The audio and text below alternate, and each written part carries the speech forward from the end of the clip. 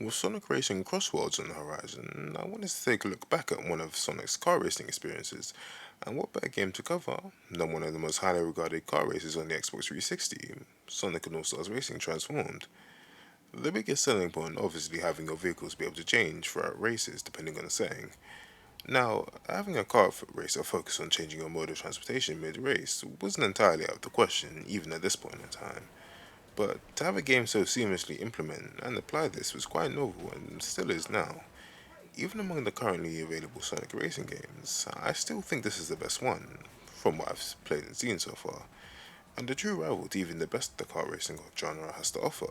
Yeah, I think it's that good. Starting off with, your drivers can level up with experience gained based on your performance during races and challenges. With every level you earn granting you a new mod to equip, speed, handling, acceleration, all of these can drastically change your performance in races and your overall experience with challenges in the World Tour. Do you sacrifice speed for handling and manage drift challenges better, or do you equip an acceleration mod to help you with the versus challenges? The leveling format helps encourage players to keep experimenting with different characters and mods and find a specific setup to help them achieve victory. I myself found the balance mod of Sonic and Tails to be the best for me, both for regular racing scenarios and in the World Tour, with certain exceptions. I could drift at a decent speed without overshooting, and turn well enough so as not to collide too much with the environment thanks to the handling. The bulk of the main game's content is found in the World Tour, where you need to undertake challenges to retrieve stars, with a certain amount of them needed for you to progress to the next World Tour Cup and also unlock new characters. You can select what difficulty you can take these challenges at, with the game rewarding you with 3 stars at maximum depending on the difficulty you complete the individual challenge at.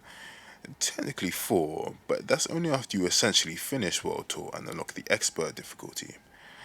Just when I thought completing all my challenges on hard mode was enough, the game throws the Expert difficulty at me, almost taunting me.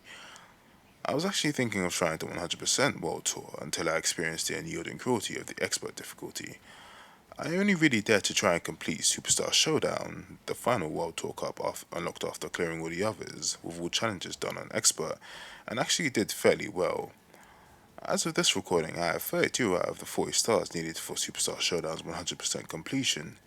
I did consider doing Expert for all the previous World Tour Cups, but I already proved myself just getting this far.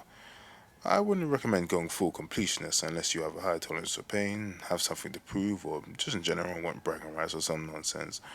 Admittedly, I really didn't have too bad of a time in World Tour. I tackled my challenges fairly well, even selecting hard difficulty for every challenge I did, like I mentioned before, and not having too many instances of me having to retry, though the times I did frustrated me to no end.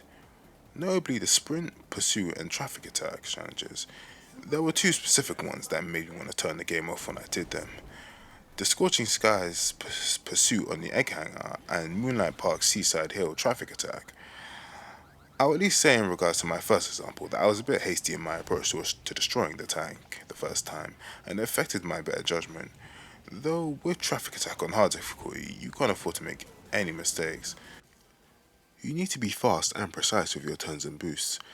Any collision or mistiming will cause you to fail, and I had the max speed mod equipped on Sonic and I still just barely completed it.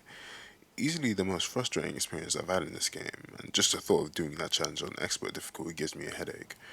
But if I did have to give a compliment to any of these challenges, it would be the boost race challenges. No hyper aggressive item usage, no Mario Kart shenanigans, just pure racing, the way I like it. Even on expert difficulty, they weren't too bad to take on. Sonic and All Stars Racing Transformed was quite the innovation at the time of its release. The central mechanic of the game allowed the courses you drove through to take new life and take full advantage of their borrowed settings. It was also just a great way to give the game its own identity. This mechanic could have ended up worse, but whether you're on the land, cascading through the open water, or soaring through the sky, you'll constantly be engaged. Mastering your timing of flips and aero maneuvers is also just fun to do in general, keeping the pace going. This game would be my first introduction to Sega's other notable IPs, and a constant reminder of how little of Sega's roster of games I've actually played. Jet Set Radio, Golden Axe. I'm sure many had never even heard of these before, if not for Sonic All Stars Racing. It's good that they got some spotlight, and I'm sure Sega veterans had their fill with these appearances and cameos. It might not come to pass, but I hope we get to see these characters return when Sonic Racing Crossroads hits the scene. And with that said, thank you for watching.